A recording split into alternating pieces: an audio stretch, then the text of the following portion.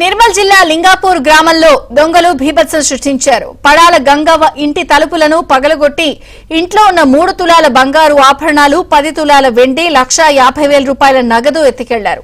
బాధితుల ఫిర్యాదుతో కేసు నమోదు చేసిన పోలీసులు క్లూస్ టీంతో ఘటనా స్థలానికి చేరుకుని దర్యాప్తు చేపట్టారు. ఇంట్లో ఎవరూ లేకపోవడాన్ని దొంగలు ముందుగానే గమనించి చోరీకి పాల్పడి ఉంటారని పోలీసులు తెలిపారు.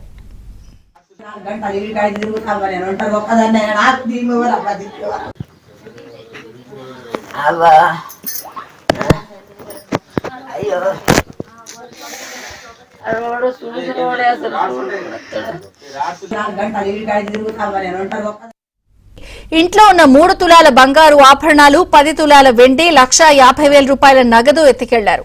బాధితుల ఫిర్యాదుతో కేసు నమోదు చేసిన పోలీసులు క్లూస్ టీంతో ఘటనా స్థలానికి చేరుకుని దర్యాప్తు చేపట్టారు. ఇంట్లో ఎవరూ లేకపోవడాన్ని దొంగలు ముందుగానే గమనించి చోరీకి పాల్పడి ఉంటారని పోలీసులు తెలిపారు.